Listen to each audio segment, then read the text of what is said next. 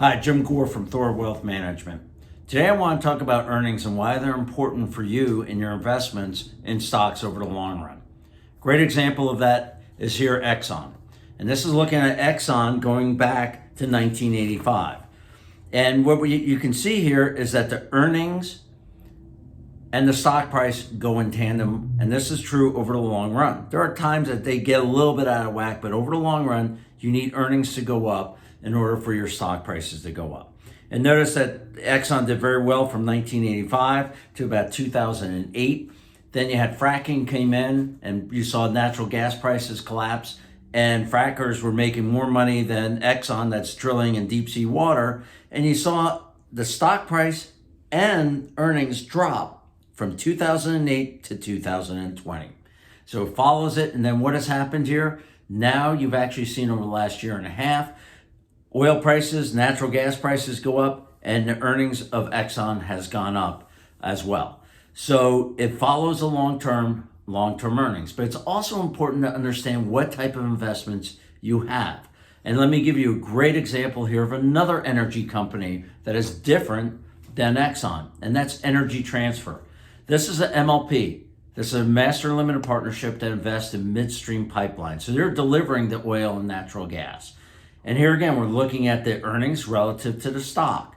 And you can see here that the earnings from 2013 to 2020 actually increased for Energy Transfer, where it was the opposite for Exxon because they are a producer. This is someone just delivering the goods. So they have long-term contracts, built-in inflation adjusters, and you can see longer term, the earnings have been better than the stock price. The stock price hasn't really reflected what the earnings have done, especially over the last 2 to 3 years.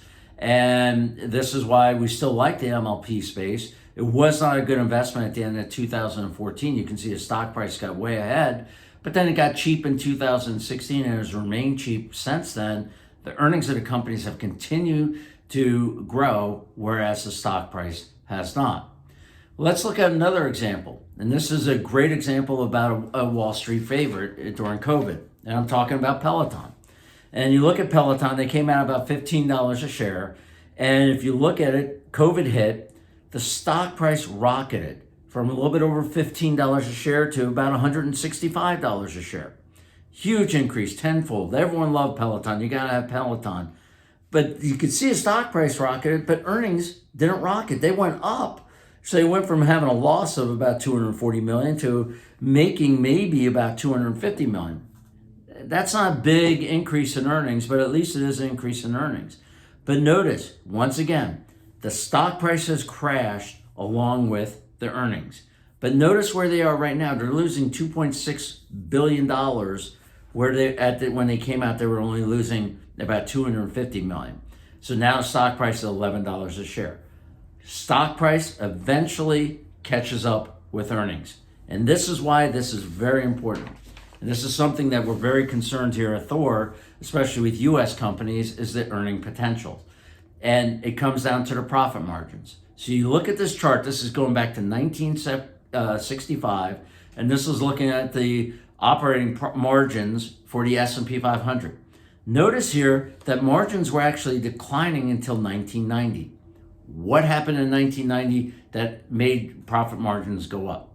That was known as globalization, where companies were moving their industrial base overseas and getting cheaper labor. Well, if you can save money on cheaper labor, your profit margins go up. And we saw profit margins go up, but they really peaked a couple of quarters ago, highest ever profit margins we've ever seen for the S&P 500.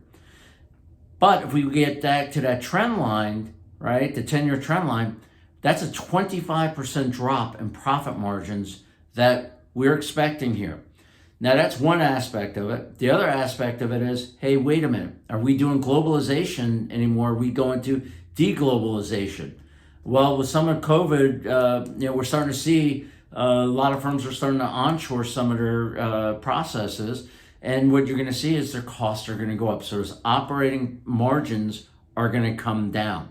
So just a 25% drop in margins to get back to normal.